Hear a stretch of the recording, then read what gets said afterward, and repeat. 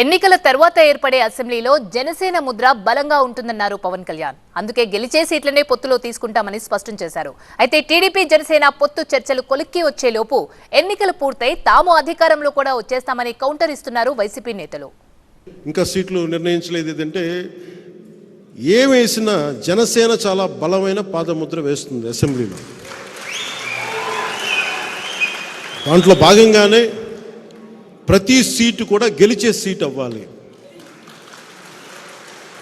ఎంతని కాదు ఎన్నని కాదు, గెలిచేది ప్రతిదీ కూడా తక్కువలో తక్కువ 98% స్ట్రైకింగ్ రేట్ ఉండాలి. దాంట్లో దిశగా కసరత్తు చేస్తూ ఉన్నాం. అసలు పవన్ కళ్యాణ్ అని నాయకుడు ఎక్కడి నుంచి పోటీ చేస్తాడని తెలుసుకోగలిగారా?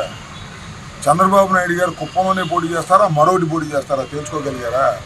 అది తేలేది కాదు, మునిగేది కాదు. ఈ లోపల మేము సిద్ధమయ్యాం, యుద్ధం కూడా అయిపోతుంది. వైఎస్ఆర్ కాంగ్రెస్ పార్టీ గెలిచి అధికారంలోకి వస్తుంది. సీట్ల కన్నా ముందు వీళ్ళు నోట్లు నేర్చుకోవాలి. పవన్ కళ్యాణ్ నమ్ముకున్న వాళ్ళు కుక్క తోక పట్టుకొని గోదావరి ఈదినట్టు అవుతుంది. ఏదైతే పవన్ కళ్యాణ్ గారు మొన్న 2 సీట్లు ప్రకటించినప్పుడు అరే కాపోడ్రా అని అనిపించినట్టు, మగాడ్రా అనిపించింది నాకు.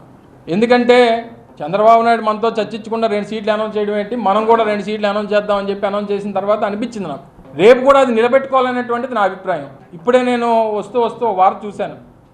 25 నుంచి 30 సీట్లకి ఏదో సయోధ్య కుదిరింది అని చెప్పి ఒక వార్త చూసా క్వశ్చన్ మార్క్తో. నిజంగా అది కానీ జరిగితే మాత్రం చాలా బాధపడాల్సినటువంటి అవసరం జనసేన పార్టీ కార్యకర్తలకు మాత్రం ఉంటుంది. అంటే నీ స్ట్రెంగ్త్ ఇదేనా?